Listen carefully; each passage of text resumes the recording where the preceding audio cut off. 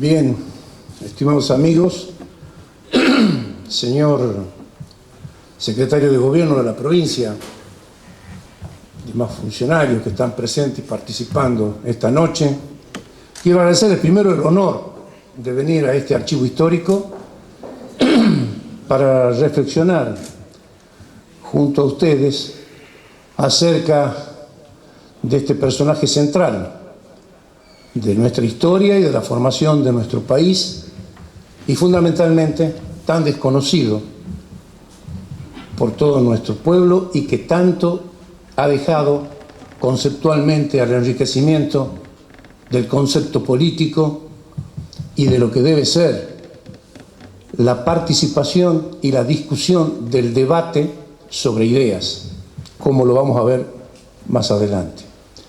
Quiero agradecer la presencia de todos los amigos que también acompañan y felicitar al señor director del Archivo Histórico, como así también al gobierno de la provincia por haberlo abierto este archivo para que se participe todos, no solamente los que estamos involucrados en este tema o quienes vienen acá todos los días a la mañana a hacer sus investigaciones, sino también el hombre común, el ciudadano, que es importante que conozca, que participe, que sea informado y que opine acerca de los hechos del pasado, que son los hechos fundacionales del país que viven y del país que aman y donde tienen sus proyectos de vida. Cuando los pueblos no tienen conciencia ni conocimiento de su historia, sus sociedades se convierten en el planiferio de sus frustraciones, porque no saben cuál es el destino, y el pueblo y la comunidad que no conoce su destino es una comunidad que pierde expectativas porque se convierte en un conjunto de individualidades que no desarrollan el espacio común y el concepto común del progreso y del crecimiento. Así que tomar hoy día el tema de Alberdi y precisamente sus ideas polémicas es porque quiero adentrarme en otro tema que tiene una importancia central. Se ha hecho una historiografía oficial en nuestro país donde pareciera que no se habla de política cuando se cuentan los hechos históricos. Y así, por ejemplo, comenzamos hablando de la guerra de la independencia, cuando en realidad, en propiedad, debemos hablar del proceso político de la independencia. Porque la guerra, si bien no menos importante y no menos central también, fue un aspecto de la decisión política de un pueblo de levantarse contra sus dominantes coloniales y presentarse al mundo pidiendo las cartas de la independencia y de la soberanía. Entonces, cuando uno habla de Manuel Belgrano, casi ha sido reducido en la memoria de la gente a un diseñador gráfico con buen gusto y estilo, cuando en realidad era todo lo contrario. Era un político revolucionario, doctrinario, que incluso, no siendo militar, tomó las armas para llevar adelante la revolución de un país que estaban construyendo frente a las potencias dominantes del mundo y particularmente a la España que aspiraba a mantener su imperio colonial. Y Juan Bautista Alberdi es de la generación del 37, es decir, de la generación que llega después del proceso de la lucha de la independencia, y es la generación que llega precisamente en el punto crítico de la organización nacional, donde están enfrentados en una guerra civil distintos sectores, que se los ha resumido mal, comunitarios y federales, que no era exactamente esto, porque muchos federales no eran tan federales, sino que eran más unitarios, y muchos unitarios no eran tan unitarios, sino que eran más federales. Lo vamos a ver también. Protagonista de ese debate es el Juan Bautista Alberdi que nos convoca esta noche. Pero ustedes saben que todos los polemistas no pueden ser explicados por sí mismos. Las obras de las polémicas siempre se explican de a dos, porque las polémicas trascendentes son precisamente aquellas donde ambos polemistas o ambos protagonistas del debate poseen talento. Y por supuesto que una polémica entablada entre un Domingo Faustino Sarmiento y un Juan Bautista Alberdi, obviamente, queda en la historia como uno de los debates más importantes, más profundos, más interesantes, más apasionantes, más ilustrativos que lo que ha tenido en la historia. Cuentan los doctrinarios que dicen que los dos debates más importantes que se ha tenido en el ámbito político en la historia argentina, uno es protagonizado por Sarmiento y Juan Bautista Alberdi, y el otro, el de la ley de la capitalización de Buenos Aires, en 1880, entre Leandro Alem y José Hernández, el autor del Quijote, un debate donde monopolizaron la exposición. ¿Qué? El Martín Fierro. El Martín Fierro. Donde ambos monopolizaron la exposición y el debate, hablando más de 7 horas cada uno, en exposiciones brillantes que están registradas, por supuesto, en las versiones taquigráficas de aquellos tiempos. Bien, hoy día nosotros lo vamos a tener como protagonista a estos dos personajes, a Domingo Faustino Sarmiento y a Alberdi, o a Juan Bautista Alberdi y a Domingo Faustino Sarmiento. Pero también Sarmiento tiene una polémica, Alberdi tiene una polémica con Mitre y con Sarmiento, que también es interesante y también la vamos a ver. De modo que estamos frente a la primera exposición, análisis de la situación argentina, no dicha ya por protagonistas de enfrentamientos, sino por verdaderos intelectuales y analistas de la profundidad de estos personajes que estoy citando y que estamos evocando. Sarmiento y Alberdi, además de la capacidad intelectual, de la formación, del genio, tienen entre los dos también un problema de vanidades personales. No es fácil que se dejen la última palabra o que asuman una conclusión que les sea adversa en la polémica, y esto hace mucho más rica todavía las polémicas, las discusiones que entablan. En 1852, cuando ya ha caído Rosas y surge como líder de ese triunfo en las provincias del interior, Urquiza, se produce el intercambio epistolar de las famosas quillotanas y las famosas 101. 101 escribe Sarmiento y las quillotanas son las que escribe, tienen el formato de cartas la escritura y la polémica. Ambos están en Chile, porque estaban exilados ambos, porque si no eran ambos opositores de Rosa. Nada más que después de Casero, los opositores a Rosa se dividen en dos sectores. Uno, los que van a conformar la Confederación Argentina, encabezados por Urquiza, y otros, la provincia de Buenos Aires, liderada por Mitre. Juan Bautista Alberdi va a estar con Urquiza, y Domingo Faustino Sarmiento con la provincia de Buenos Aires, con Bartolomé Mitre.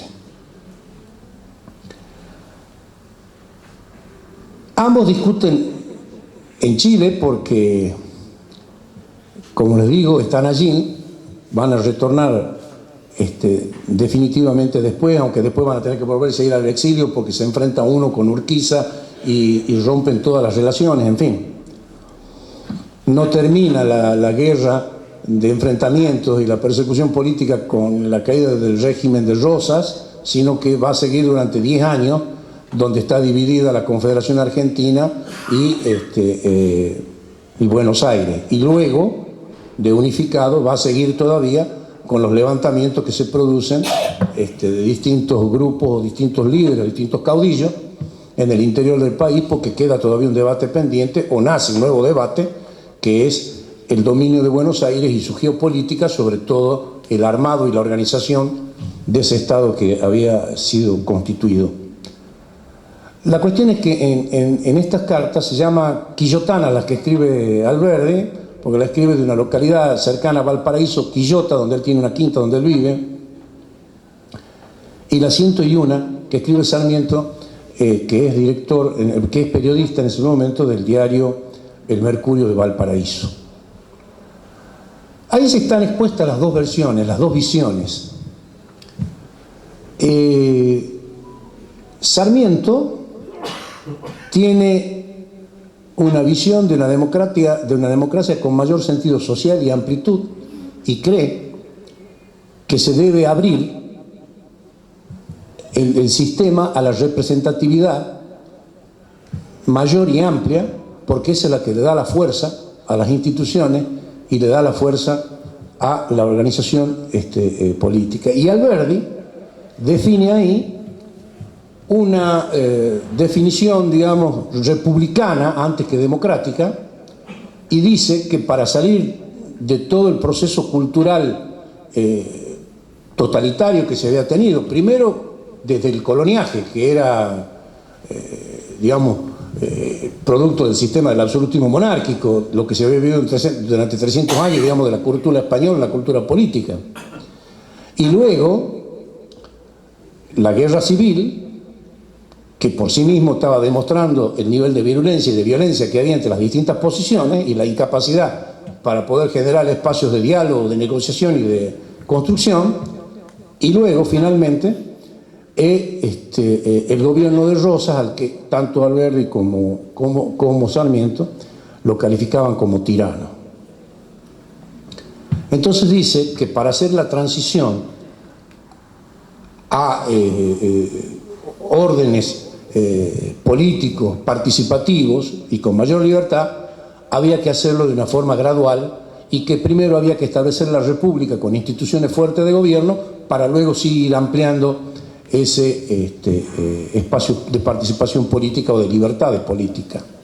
Sarmiento piensa que no, Sarmiento piensa que esto tiene que ser amplio, participativo, y que la fortaleza está en ese tipo de participación y de debate libre que se haga.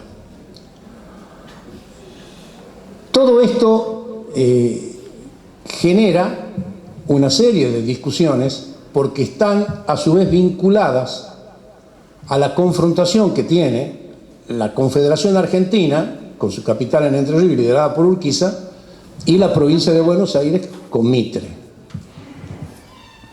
Ya están ellos posicionados, por supuesto, uno con Urquiza y otro, como he dicho, Sarmiento, participando en el gobierno de la provincia de Buenos Aires.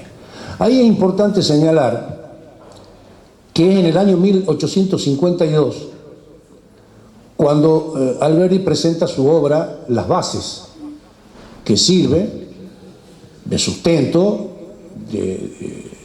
digamos, y es el antecedente teórico doctrinario de lo que es la Constitución de 1853. Y la Constitución de 1853, hay que aclararlo, no es la Constitución de toda la Argentina, sino que es la Constitución de las provincias que conforman la Confederación Argentina, porque esa Constitución de ese texto no participa la provincia de Buenos Aires, de manera que no está unificado el territorio.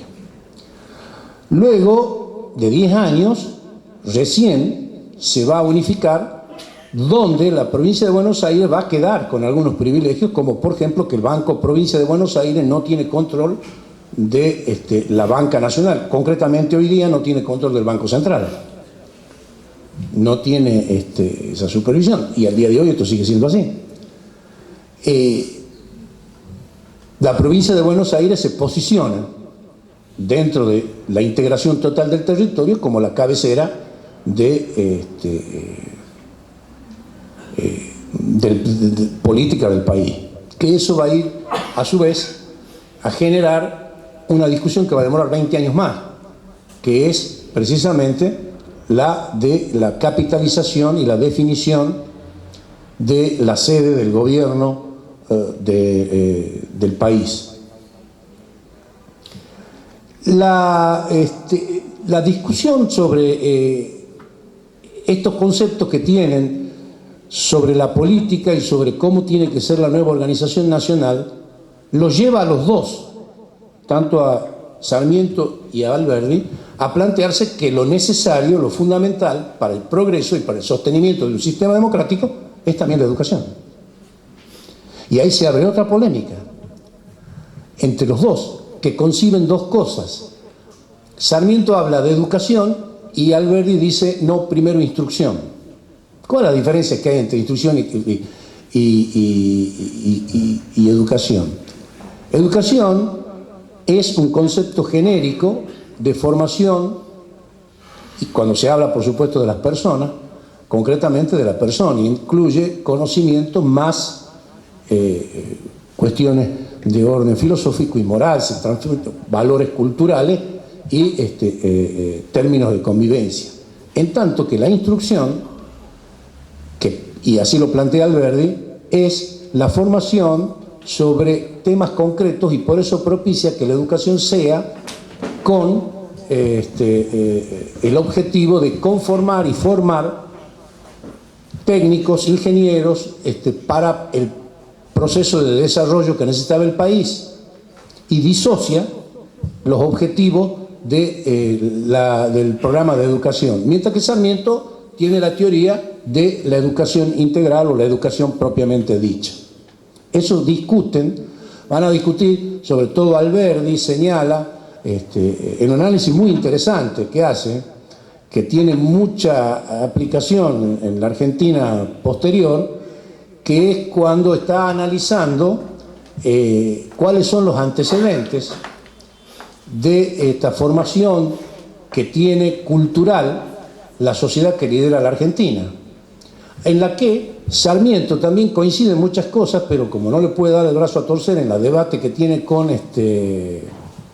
Alberdi, hace todo un rodeo, pero en realidad finalmente termina concluyendo también en lo que era el proceso de control político que tenía la oligarquía terrateniente de la provincia de Buenos Aires.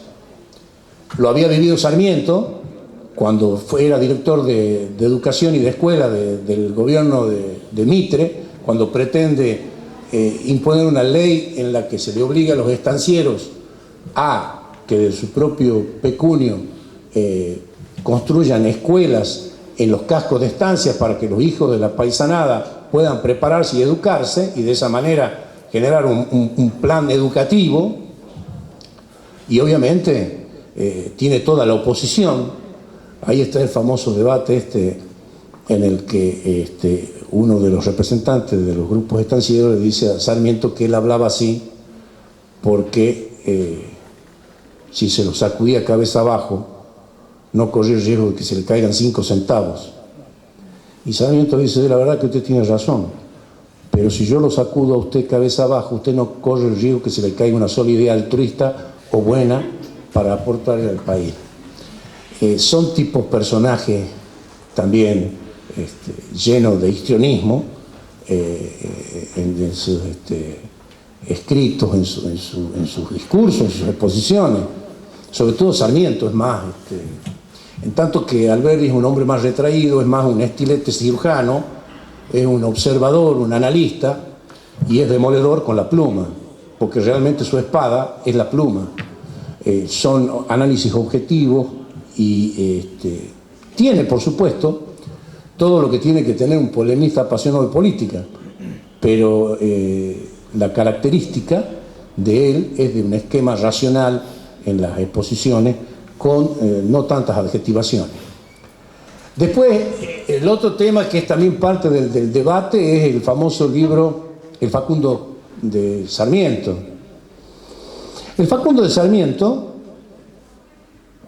que es un libro cumbre, también no se puede entender la política argentina si no se lee Facundo, aunque sea para criticarlo, para estar de acuerdo o no, pero son lecturas obligadas y necesarias de quien quiere conocer lo que es el debate de ideas en la Argentina. Identifica como civilización todo lo que se produce en la ciudad y sobre todo la gran ciudad, lo que había generado concretamente Buenos Aires, que era el foco. Entonces, la barbarie era todo el producto del interior, y de ahí que la ligaba Facundo Quiroga, porque pudo ser Facundo Quiroga, el Chacho o cualquier otro de los caudillos. Sarmiento lo elige a Quiroga, de aquí que viene el nombre, pero no por nada en particular, porque lo que dice de Quiroga lo dice después de los otros caudillos. La cosa es que esto le critica a Alberdi, cuando critica el Facundo, y le dice: vea, usted lo ha puesto a Quiroga como el resumen de todo lo negativo que tiene el gaucho, pero usted es el intelectual que no entiende la realidad en la que estamos. Y entonces ese conjunto de escritos de Alberdi, que critica al Facundo y el pensamiento de Sarmiento, se le ha puesto el Faustino. Así que él criticaba a los caudillos, y entonces Alberdi le pone el Faustino, porque en realidad lo que tipifica en Sarmiento es el intelectual que teoriza sin comprender o sin detenerse a valorar objetivamente la realidad del pueblo de entonces. Estas cosas se gastaban. Después viene el tema de las versiones de la historia. Están ellos protagonizando, como esa generación del 37, el debate que nace acerca de los orígenes históricos. Y ahí tiene una discusión central con Mitre. Mitre, que escribe la historia de Belgrano y de la Revolución Argentina, hace una historia. El origen del Estado argentino comienza en las invasiones inglesas, toma conciencia el pueblo de que solo se puede defender, y eso va evolucionando hasta que, un cabildo de 25 de mayo, o sea, un ente municipal, depone un virrey y constituye el primer gobierno patrio, y entonces todo esto se desarrolla, según Mitre, la versión oficial, digamos, dentro del marco de la historia argentina y de la vida de los argentinos. Y eso le critica a Alberdi, le dice: vea, esto es incompleto, porque el análisis que se tiene que hacer de esto es, primero, la realidad que tenemos, sí, local, que no es otra cosa que una partecita de la realidad de toda la América colonial, porque por toda América, en el tiempo que nosotros nos levantamos en mayo, se producían revoluciones similares a esta, y todo esto que pasaba en América es parte de una explosión que se produjo en España como consecuencia de la Revolución Francesa y de la aparición de Bonaparte, que ha generado todo un hecatombe en el orden internacional, y dentro de ese proceso viene el proceso que se desata en la Argentina con el 25 de mayo. Y luego, como le tiene poco afecto a Mitre, le dice: pero usted a esta versión de la historia, que además usted la ha escrito cuando era presidente, y con una mano firmaba decretos y con la otra iba escribiendo la historia, y a veces se confundió de hoja, usted a esta historia no ha escrito la historia argentina, pero sí tiene un mérito. Para poder escribir esta historia, usted ha recopilado y ha rescatado documentación que de otra manera se habría perdido. Y entonces, cuando vengan las futuras generaciones, que son las que van a escribir la verdadera historia, van a tener los documentos preservados para poder hacer el correspondiente y justo análisis de los hechos y acontecimientos que fundan la historia argentina. Y finalmente, le dice, usted, Mitre, no ha escrito la historia. Y le señala esto de las manos que ha cambiado, ¿no? Le dice, y para que su obra tenga trascendencia, usted se ha parado, al igual que Sarmiento, porque no podía pasar sin nombrar a Sarmiento, igual que Sarmiento, se han parado en los hombros de Belgrano para hacerse visibles, para hacerse notables. No son ustedes, sino es el nombre de Belgrano el que le llama la atención y le engrandece la obra. Como vemos, nuestro personaje, nuestro protagonista, era afecto de las polémicas y de las polémicas filosas.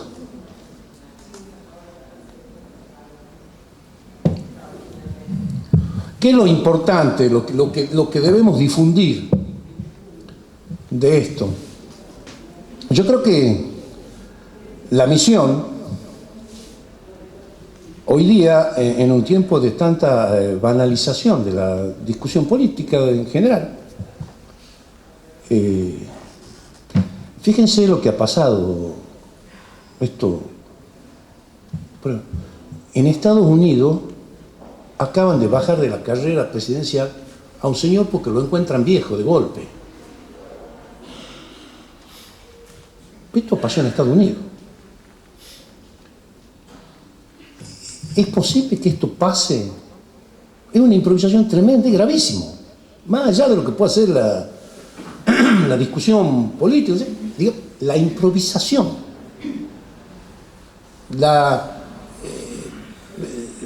cómo recién les cae la ficha, ¿qué es lo que pasa? Entonces, esto nos está mostrando que estamos viviendo en un mundo donde no estamos informados. Y aquí viene otro tema de Sarmiento y Alberdi, que lo discuten. Cuando están discutiendo la República Democrática o el republicanismo, están hablando de los márgenes de libertad. Y ahí Alberdi, cuando fundamenta su teoría, digamos, restrictiva y gradual, dice, hay que tener cuidado cuando uno lanza y abre las puertas y las esclusas para la libertad, que la gente no sea influenciada por los diarios y por los medios que van a escribir y que van a manipular la opinión pública.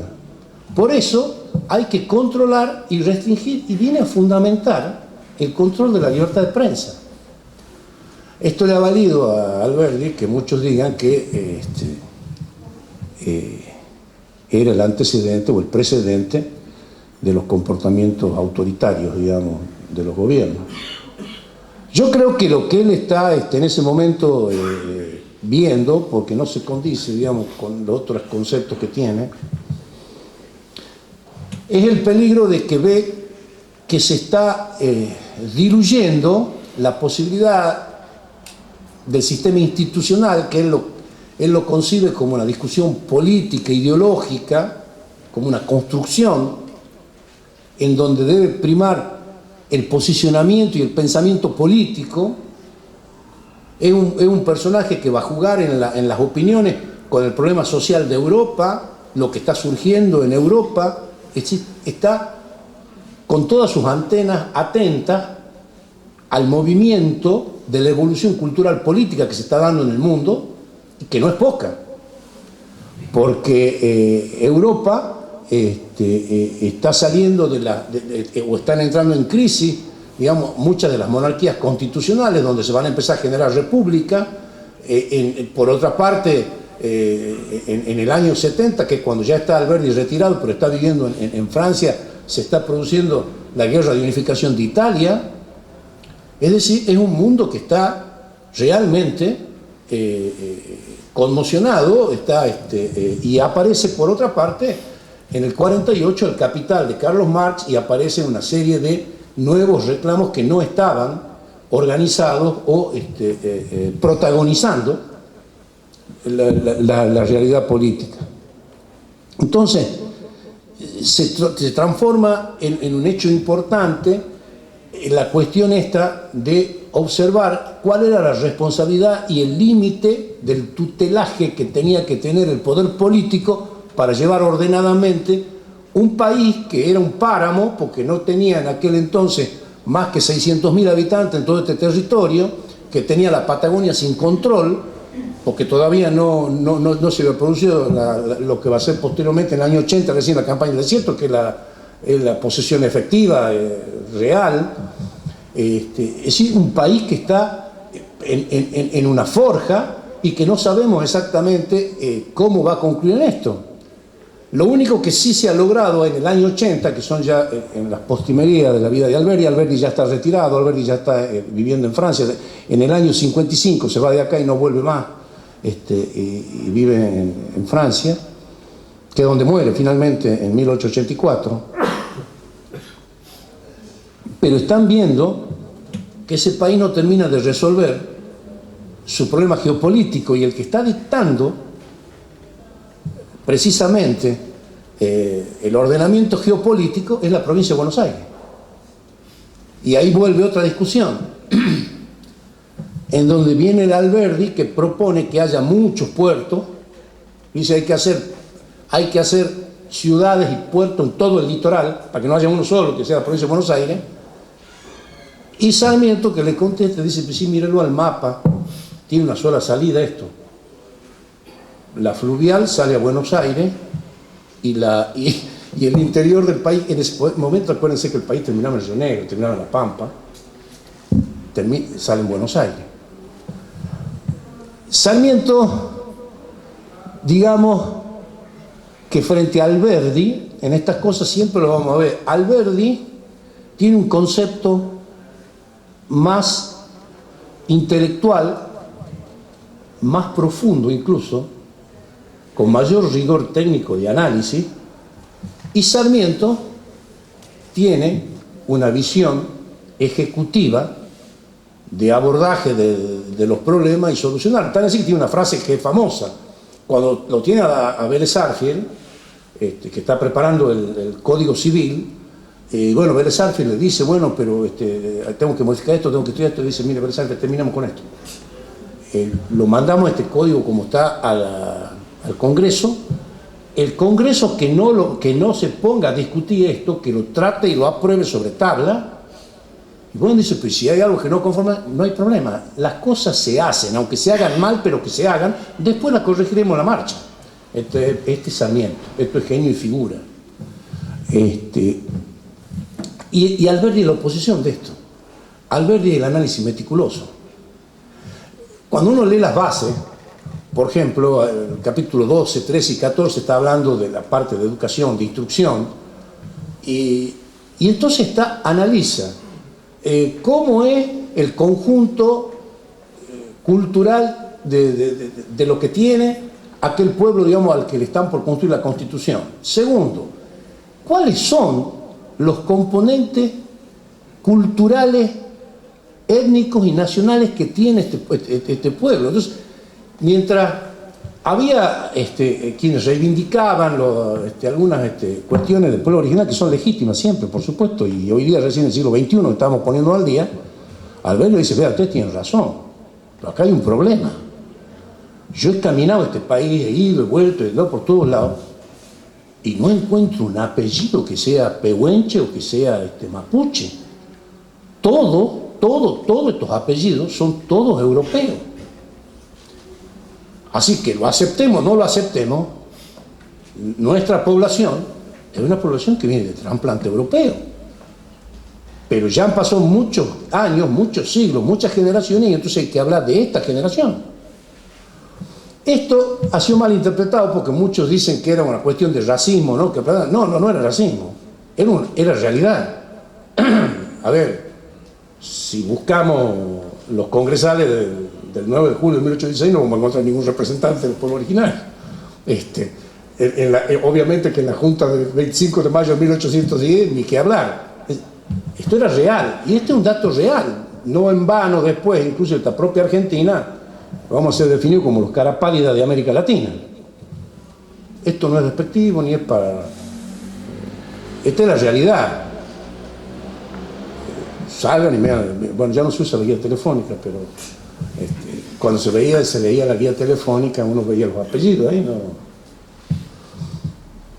Eso advierte Alberdi. Dice, aquí hay que hacer una fusión. Alberdi tiene un origen de niño en el que, ustedes saben, es nacido en la esquina de 25, la actual esquina de 25 de mayo y 24 de septiembre, entonces era la calle de la Matriz y la calle del Cabildo. La 25 era la calle del Cabildo, la Matriz era la actual 24 de septiembre. La casa de Alberdi estaba en la 8ª noroeste. No donde está ahora la pizzería, porque era la 24 angosta, así que es, digamos, la parte calle, plaza que hay. Bueno, perfecto, esa es la casa de Alberdi. Su papá, Salvador Alberdi, era un vasco, pero era un vasco revolucionario. Estaba a favor de la independencia,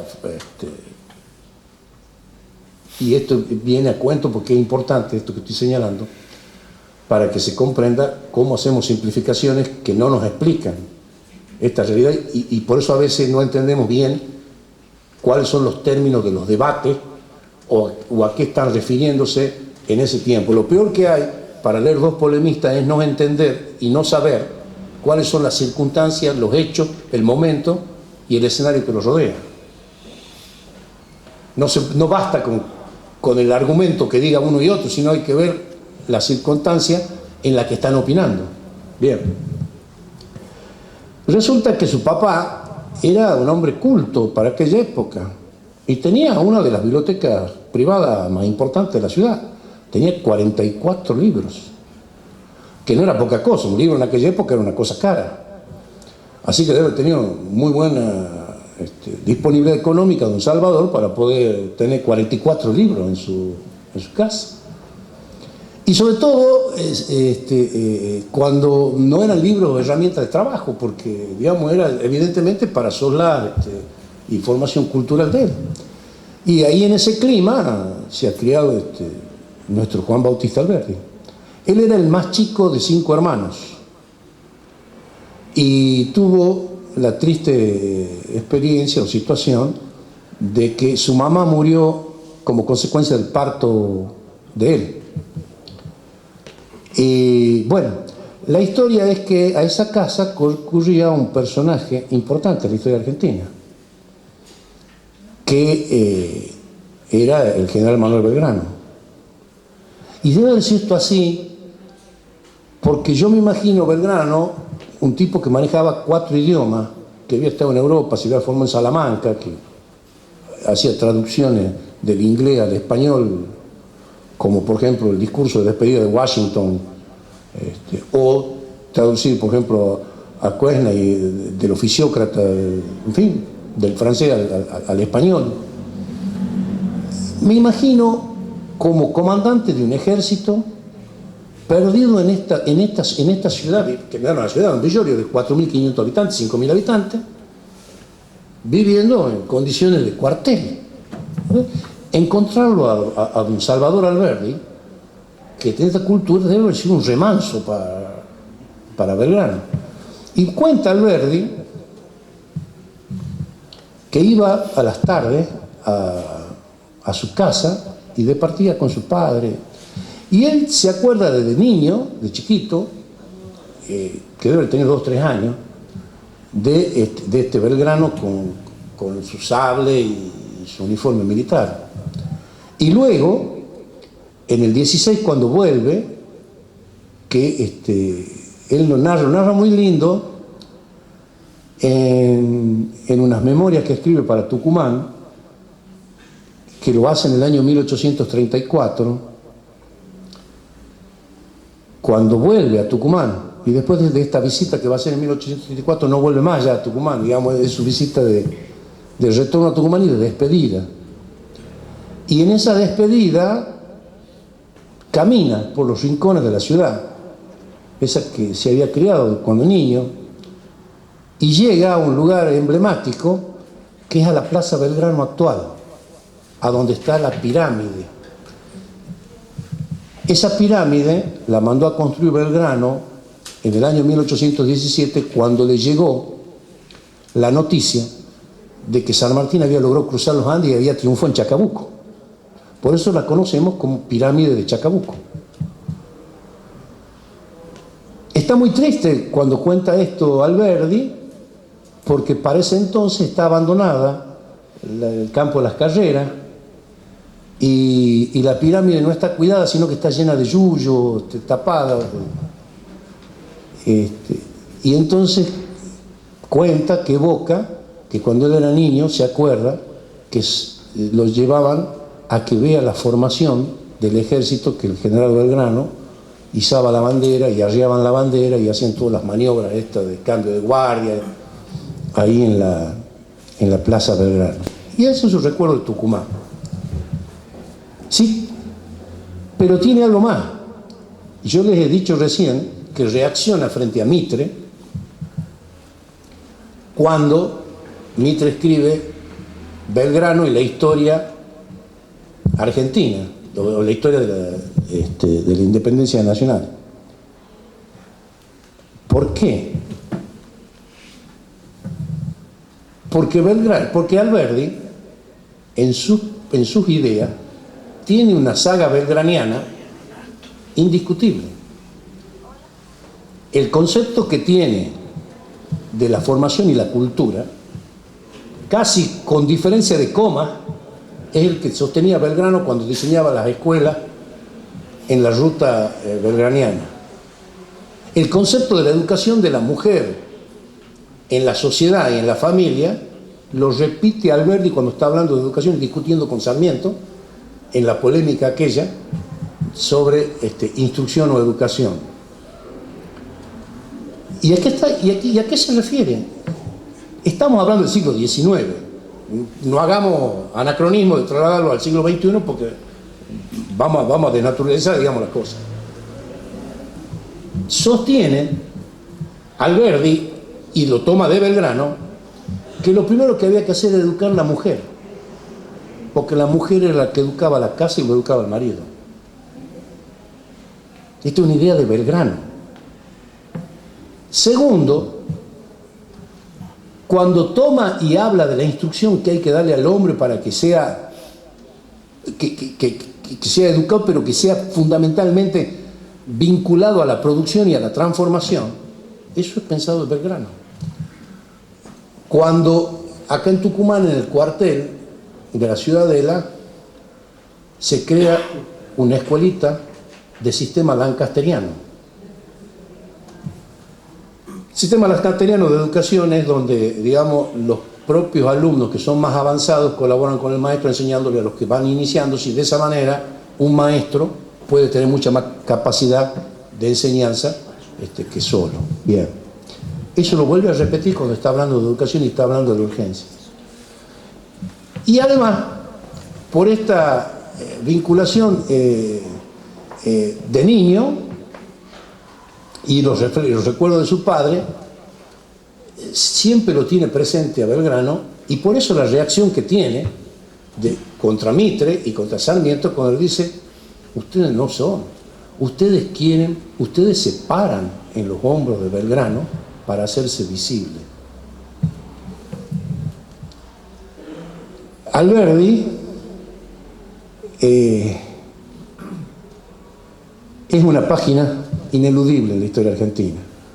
Estas ideas que he desgranado esta noche con ustedes, que no pretenden ser ni metódicas ni agotar este temario que es eterno, basta con que sigamos, por ejemplo, analizando las bases, cuando escribe acerca del sistema rentístico de la Confederación Argentina y analiza cuáles son los recursos que tienen, y claramente dice: vean, si los recursos se sacan del consumo de la gente se empobrece todo el pueblo. Por eso los recursos del Estado deben salir del patrimonio de los más ricos. Y ese es el artículo que en la Constitución dice que la riqueza es la base del impuesto. Principio alberdiano. Y esto, entonces, cosas que pasan acá en la Argentina, como claro, a los sectores de mayor privilegio les va esto,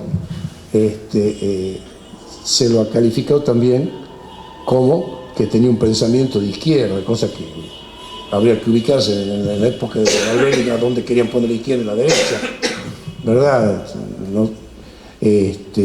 O como este caso de Sarmiento, cuando estaba hablando de poner las escuelas en los cascos de las estancias.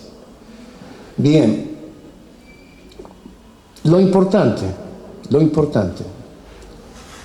y que yo por eso felicito al señor secretario de Gobierno, a todo su equipo y al director de este archivo histórico, que abran, que vengan todas las referencias ideológicas, porque esto es importante. Que vengan todas las opiniones, esto es trascendente. Que cada uno venga con su interpretación, porque es bueno que nos escuchemos, que escuchemos y que analicemos. Todo este barullo de los últimos 20 o 30 años mediáticos, donde recibimos permanente ruido y poca sustancia informativa, o nos saturan con información secundaria que no tiene ningún valor, nos va, es chocante la palabra, pero no queda otra, nos van estupidizando porque nos amortiguan nuestra capacidad de análisis de las cosas que son realmente importantes. Y esto era parte de la visión que tenían estos dos polemistas, por eso escribían. Porque querían que el debate de los grupos interesados en la discusión política se elevase. Porque son las ideas las que definen los modelos de crecimiento en los países. No fue primero la máquina y después la idea del mercantilismo y el crecimiento, no. Fue la idea política de la formación y preparación de los cuadros técnicos cuando advirtieron el valor de la técnica. Y eso es lo que permite la explosión posterior. Por eso es esencial que los países, para crecer y progresar, tengan educación, tengan investigación propia, desarrollen las propias conclusiones de su investigación. Y ahí vuelve a aparecer la vinculación que tiene Alberdi cuando él dice: hay que hacer instrucción en cosas concretas, en técnica, hay ingenieros porque hay que hacer caminos, puentes, hay que tener agricultores porque hay que salir a conquistar el territorio que tenemos. Y ahí se discute con Rivadavia, dice: Rivadavia, usted es muy inteligente para la modernización de Buenos Aires, pero usted se ha equivocado cuando concibe cómo es este país, porque para usted este país es grande, porque no sabe qué es lo que va a hacer con el resto del mapa, hasta, digamos, la General Paz, y es cierto. Lo dice además Rivadavia, cuando el ministro de Gobierno, Martín Rodríguez, está haciendo el informe en la legislatura de Buenos Aires, dice que el problema del país es que es muy grande. A ver, esto llama risa, pero viajemos al principio del siglo XX, del siglo XIX, en un país que, vuelvo a repetirles, era un páramo de 500.000 habitantes, y entonces la verdad que no estaba descabellado con el análisis que tenía. Entonces, no es plausible tampoco la claudicación esa frente a la adversidad, pero no era un marciano, digamos, la opinión tenía un marco de razonabilidad. Ya lo habían hecho ese planteo, y para que no se enojen, el general San Martín cuando fundamenta la declaración de la independencia de Chile. Le decía: es imposible hacer un solo país con el oriente, que era la Argentina, y Chile, pues si tenemos semejante paredón acá en el medio, como los Andes, entonces es necesario que sean soberanos, uno mirando el Pacífico, el otro, y bueno, después serán hermanos para aliarse además, pero bueno, es decir, hay que entenderlo en estos términos. no hacer, vuelvo a repetirle, anacronismo, despegarlo del tiempo y querer traerlos al siglo XXI sin ningún tipo de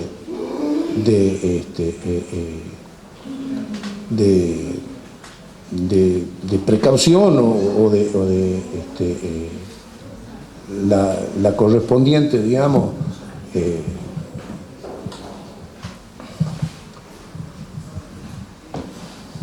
bueno, estamos bien, ¿no? Lo único que me falta esta noche es decir un médico, por favor, pero no. Sí. Bueno, no, sí. Bueno, para concluir, quiero agradecerle y dejar una última reflexión. No muchos países tienen el prodigio de este debate de estos dos personajes con esta genialidad y con esta riqueza. Incluso debates que han sido reivindicados, por ejemplo en España, debates que, por ejemplo, han sido traducidos al inglés y han sido de lectura en académicos de otras referencias.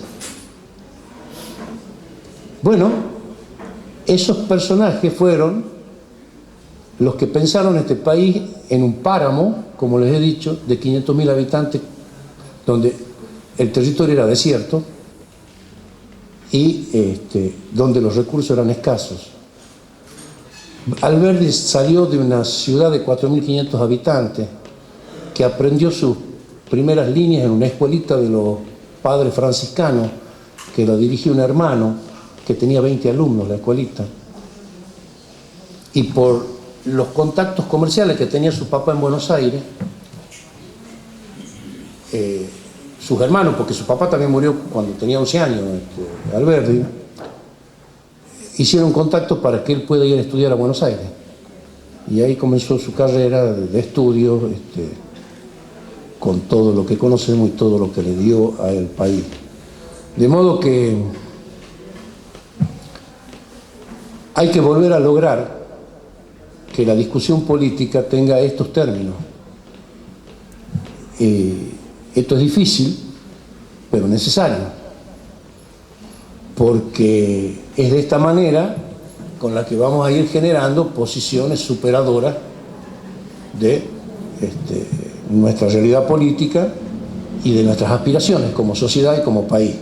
Así que muchísimas gracias, muy amable, y gracias por la paciencia.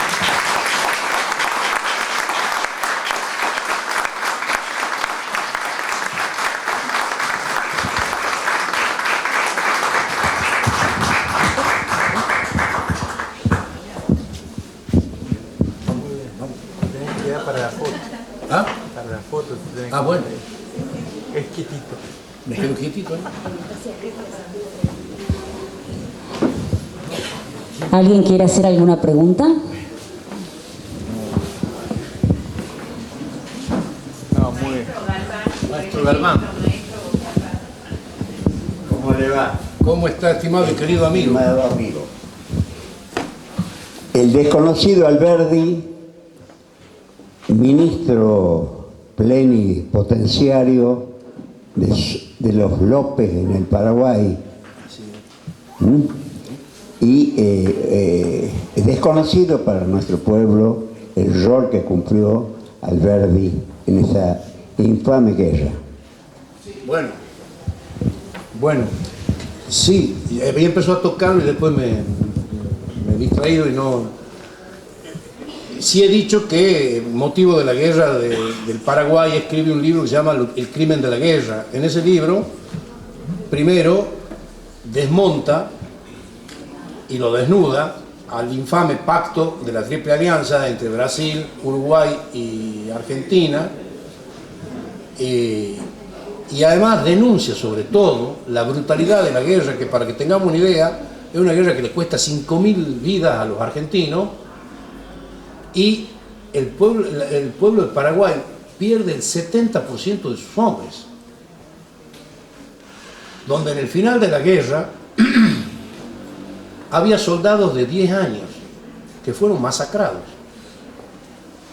Fue un horror y lamentablemente yo creo que una de las cosas que debe la historia poner en el tapete, porque esto hace la formación ciudadana, así como cantamos las glorias, que es bueno y que es necesario y que es correcto, también deberíamos nombrar y hablar y profundizar de estas páginas bochornosas que realmente yo digo que tenemos que hablarlo como cuando la mamá lleva al chiquito al dispensario a que le pongan una vacuna para que no se enferme. Bueno, nosotros deberíamos hablar de esto para vacunar a las generaciones que vienen para que nunca jamás repitamos estas cosas. Miren, en la guerra del Paraguay, que fue un horror, parecía que la Argentina nunca más después de eso iba a intervenir en otra guerra latinoamericana. Y en 1978 estuvimos muy cerca de tener una guerra con Chile.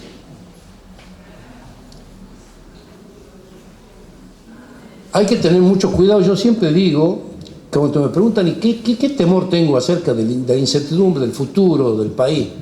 Yo tengo miedo a veces que en la próxima generación, los chicos de esa generación no lo vean al mismo mapa que tenemos nosotros de la Argentina.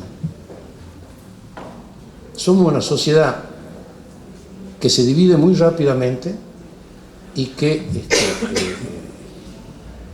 no madura lo necesario, a pesar de que es, creo también, el país y el pueblo más maravilloso del mundo, y es el lugar donde yo quisiera vivir, aunque naciese 1.000.000 de veces en este país.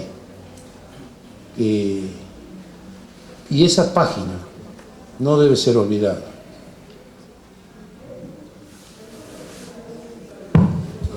Sí.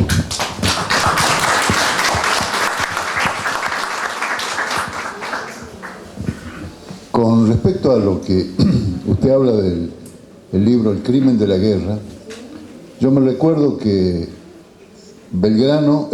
Alberdi manifiesta que el único momento en la historia en que es legal matar a un ser humano, es legal robar, es legal violar, es en la guerra. Así. Por eso es que dice el crimen de la guerra. Sí. Y yo quiero manifestarles a ustedes la preocupación que tengo como ciudadano, que nuestro presidente nos quiere alinear en una guerra en Ucrania, en una guerra en Israel y en todas las guerras que el imperialismo norteamericano esparce por el mundo.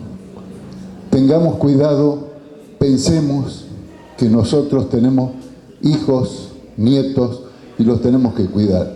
Las guerras no son nuestras, no nos interesan. Los negocios económicos de quien compra y vende armas no son nuestro futuro. Eso quería decir también para ligarlo a Alberdi en este momento que vivimos en la Argentina. Muchas gracias.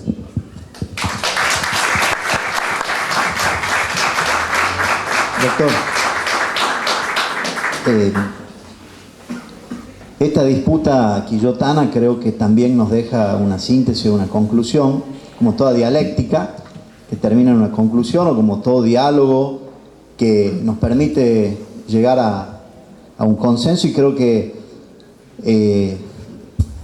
usted, que ha sido quien ha disertado y tiene el principio de autoridad, me permitiría decir de que hay dos máximas de estos dos próceres que algunos consideran que son la expresión más brillante del pensamiento argentino, tanto Alberdi como Sarmiento, y que es que Alberdi decía que gobernar es poblar, y Sarmiento decía que la patria sea una gran escuela, sí, apostando todo a la educación.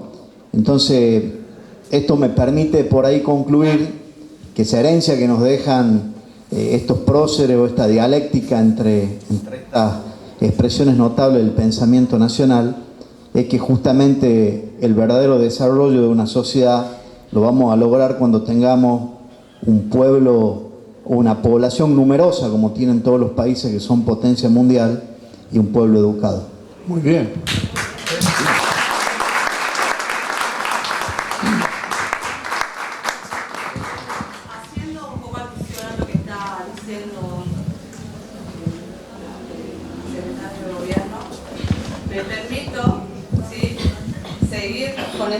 permito seguir con esa línea y presentarles o mostrarles una constitución adaptada que hice con mis alumnos.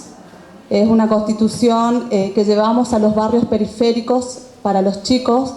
Yo creo firmemente que el abrazo alberdiano tiene que comenzar en los lugares más necesitados, más vulnerables.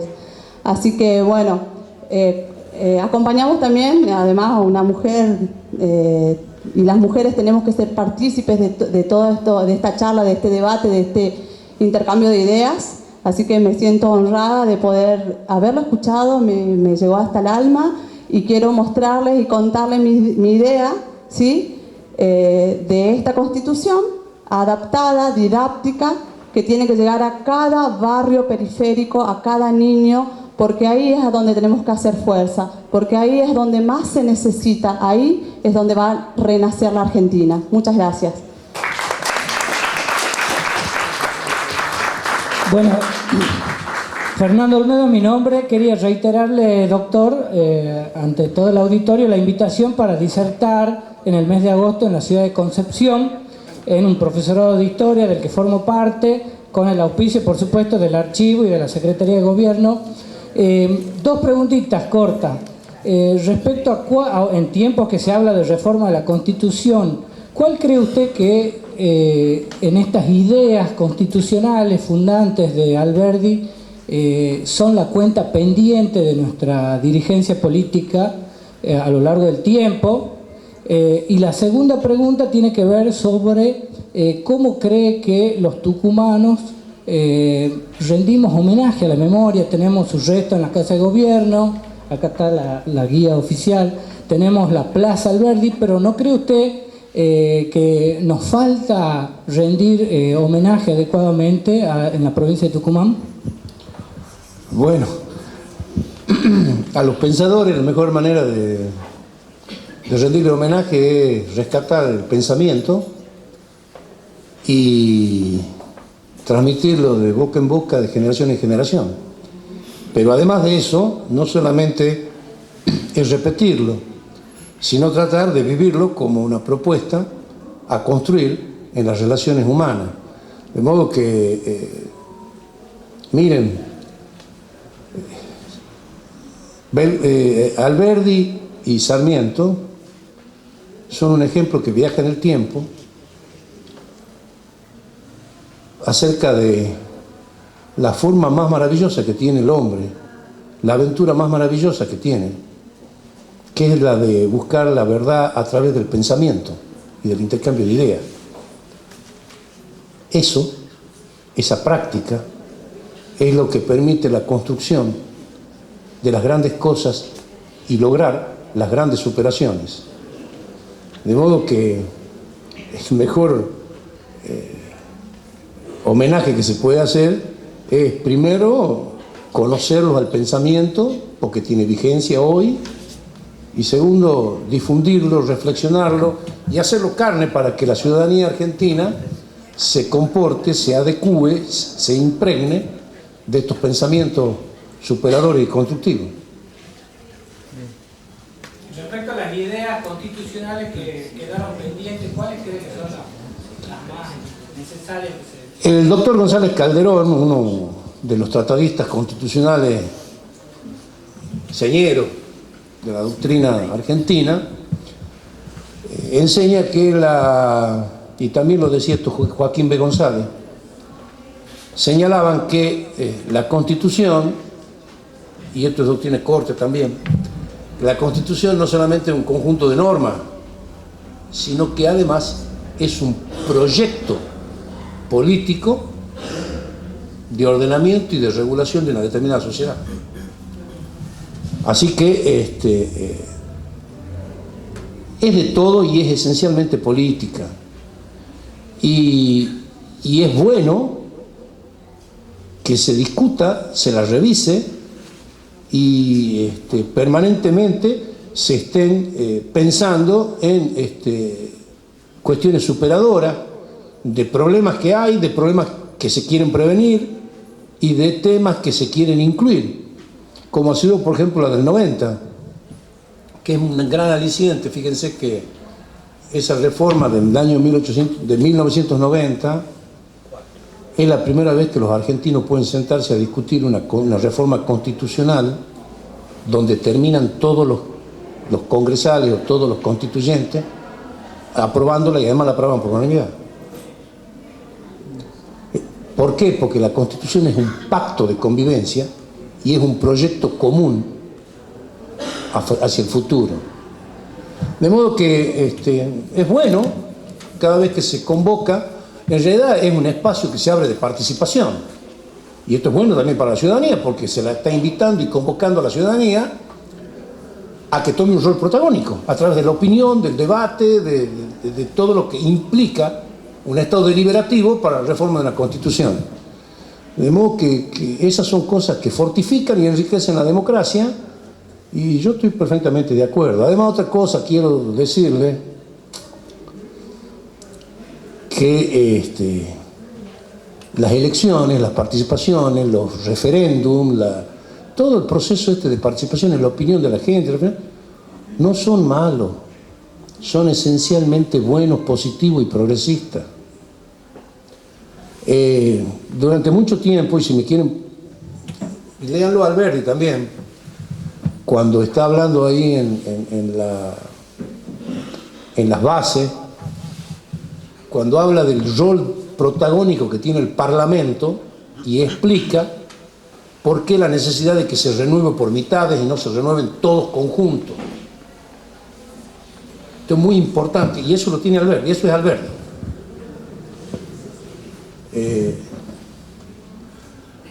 Esto es un bonus track, digamos.